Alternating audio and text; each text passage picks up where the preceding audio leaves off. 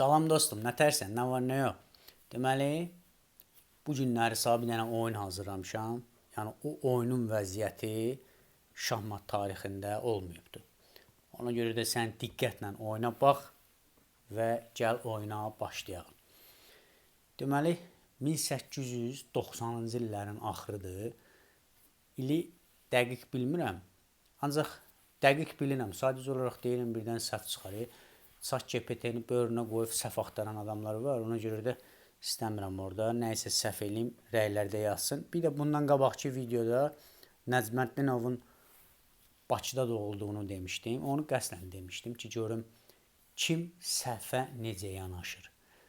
Orada bir neçə nəfər var idi. Birinci bu videonu təriflədi. Ondan sonra orada olan deyilən səhvi bildirdi.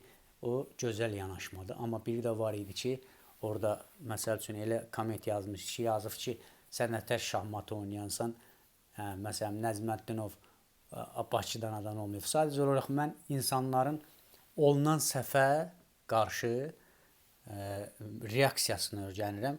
Yəni elə mən izləyicilərimin kimin necə olduğunu mən belə bilirəm. İndi ola bilər ki, bu videoda da hansısa bir nəyisə səhv eləyim.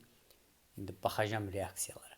Bu bir siyasətdir, bu bir diplomatiyadır. Nəysə, 1890 neçənci illərdə deməli 4 dənə şahmatçı, məşhur şahmatçıdır. Van Bardeleben-di Almaniyadan və ilk dünya çempionu Steinitz-dir. Steinitz-dir, nəsə belə bir adı var. Steins, mən belə deyirəm. Sonra Laskerdi və Taraşdır. Deməli, 4-ü hal-hazırda görünən şahmatçılardır və hal-hazırda göstərəcəyim oyun ağlarda Steinitz-dir, ilk dünya çempionu şahmat üzrə. Qaralarda isə Van Bardeleben. Kurt Van Bardeleben. Bax, belə bir adı var. Nəysə, gəlin oyuna baxağın. Deməli, qudurmuş top anlayışını siz bu oyunda biləcəksiniz ki, nədir.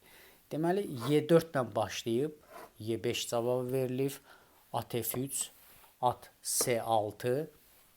Bundan sonra fili C4-ə çıxıb İtalyan oyunu və qaralar isə qara filini C5-ə çıxıb.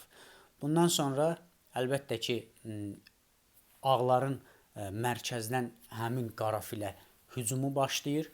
Belə ki, piyadanı C3 eləyir. Qaralar isə atını F6 xanasına çıxır. Burada isə ağlar D4 gediş eləyir və həmin piyadanı öz piyadası ilə götürür.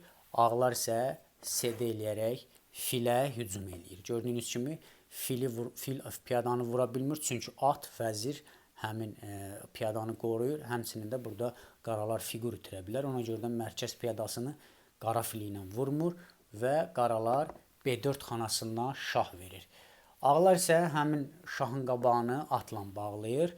Əslində bu indiki dövrdə səhv gedişdir. Ancaq o dövrdə yəni o getdikcə oyunlar oynanıldıqca bilindi ki, bu gediş səhvdir.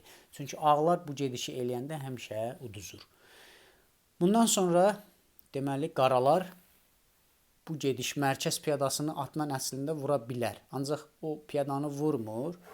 Birbaşa qaralar D5 gediş eləyir. Bundan sonra ağlar həmin piyadanı 7 eləyərək vurur və həmin D5 piyadasını qaralar F6 atı ilə vurur. Bundan sonra artıq təhlükə böyüyür. Çünki ata 2 qat zərbə var və ağlar qala qurur.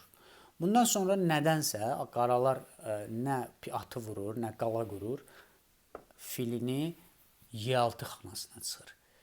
Və bu gedişdən sonra ağlar G5 edərək filini, qara filini templə çıxır və yenə də qala qurmur. Qala qurmağa artıq imkan yoxdur, çünki vəzirə hücum var və piyadanı qabağa vermək əvəzinə qaralar fili Y7 xanasına gətirir və yenə də qala qurulmur. Artıq qala qurma biraz çətinləşir qaralar üçün və mərkəzdəki atı ağlar fili ilə vurur, qaralar isə həmin fili öz fili ilə vurur.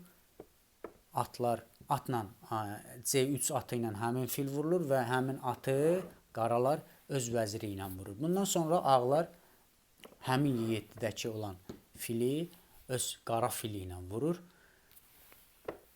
atla qaytararaq Y7 xanasından gördünüz ki, həmin fiquru atla vurur. Bundan sonra ağlar üçün maraqlı gediş olur. Deməli, top Y1 və gördüyünüz kimi artıq qala qurma qaralar üçün çətinləşdi.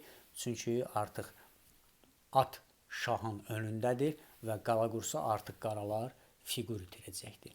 Və bu qala qurmanın qarşısını, yəni süni qala qurma eləməkdən ötürü Van Bardeleben piyadasını qabağa eləyərək şahını Y7 xanasına çıxaraq topu çıxmaq istəyir. Bu gedişdən sonra artıq ağlar həmin ata 2 qat hücum edir. Yəni vəzirini Y2 xanasına qoyur. Və bu hücumun qarşısını almaqdan ötürü, yəni həmin 2 qat hücumun qarşısını almaqdan ötürü qaralar vəzirini D7 xanasına oynayır.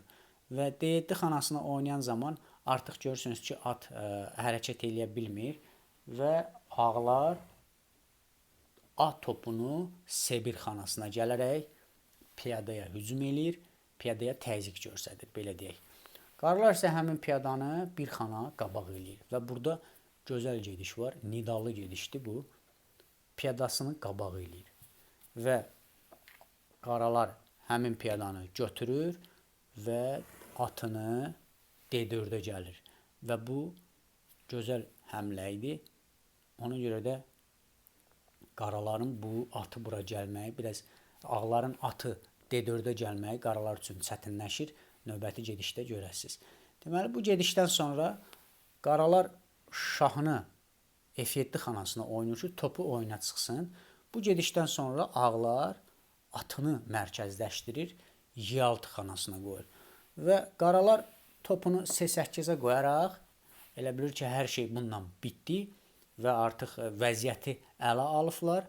Ancaq bu gedişdən sonra ağlar vəzirini C4-ə qoyaraq artıq görürsünüz ki, C7 piyadasını vuraraq şah vermək istəyir və ondan sonra artıq mata gedir. Çünki bunu vursa sonra F8 xanasından mat eləyir. Ona görə də o hücumun qarşısını alır. Topu vura bilər, ancaq topla qaytarır. Yenə də buradan C7 piyadasını istəyəcəkdir. Ona görə də yəni elə bir çətin bir mövqe yox idi burada ağlar üçün. Yəni topu nişan almağına baxmayaraq, topu vursa topla qaytarır, yenə C7 piyadasına hücum eləyəcəkdi. Ona görə də heç bəlkə də heç vurmayacaqdı. Bunu topla vursaydı, heç bəlkə də topla qaytarmayacaqdı. Çünki top bunu orada atı qoruyur. Belə birbaşa şah verəcəkdi. Birbaşa şah verirdi, ondan sonra mat gedişi idi. Yəni burada heç nə eləyə bilmirdi qaralar. Ona görə də piyadanı qabağı eləyir və burada ağlar gözəl gediş eləyir. Belərək atı açaraq şah verir və gördüyünüz kimi artıq birbaşa vəzir boşdadır. Vəzirə hücum eləyir. Artıq vəziyyət qarışdı.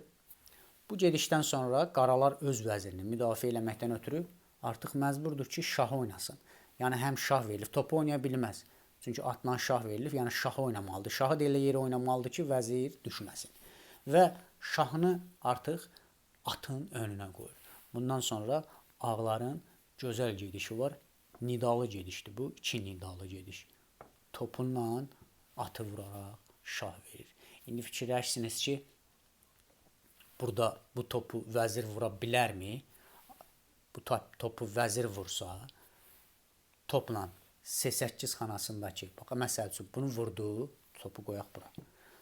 Topla C8-dəki topu vuraraq şah verir, top qaytarmalıdır məcburi. Vəzirlə həmin topu vurur, yenə şah verir.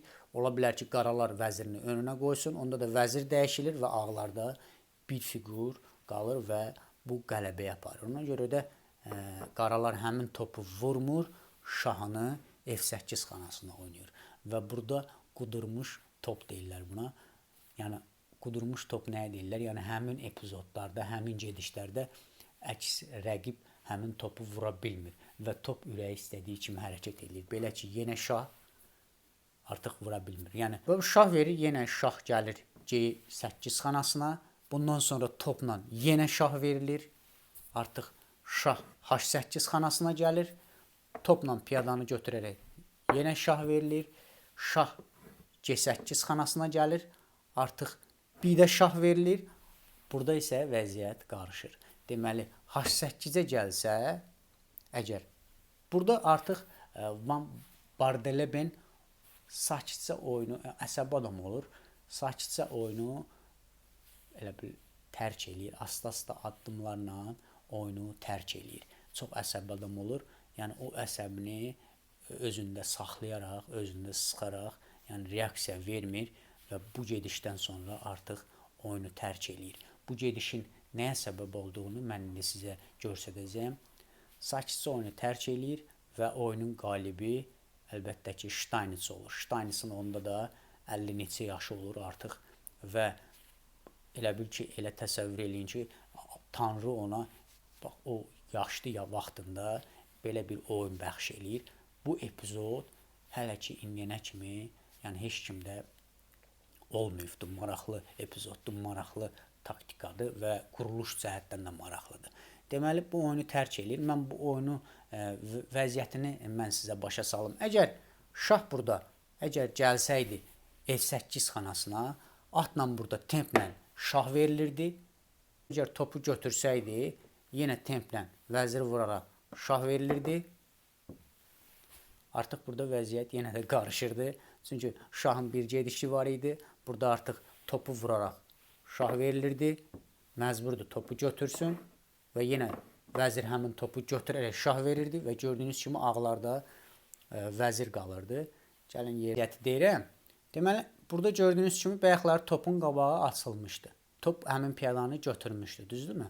İndi vəzirlə əgər H4 xanasından şah verirsə, artıq qaraların şahı məcburdur ki, həmin atı topu götürsün. Bundan sonra H7-dən şah, F8, H8-dən şah, Y7, C7-dən şah, Y8, C8-dən şah, şah gəlir Y7-yə, şah, şah, gəldi Y8-ə, atla şah və buradan mat. Gördüyünüz kimi vəziri də at qoruyur və mat olur. İzlədiyiniz üçün sağ olun dostlar. Çalışın videolarımı tez-tez bəyənin. Bir də imkan olsa YouTube kanalıma da abunə olun. Çünki YouTube kanalımda abunəçilərin sayını artırmalıyam. Artıq yanvar ayının 30-una kimi mənim reklamlardan pul qazanmaq şansım artıq ona kimidir. Ona görə də 4000 saat olmalıdır YouTube kanalımda. Çalışın YouTube kanalıma abunə olun, oradakı videolarda izləyin. Bir də bu hissədə sizin reklamınız ola bilərdi.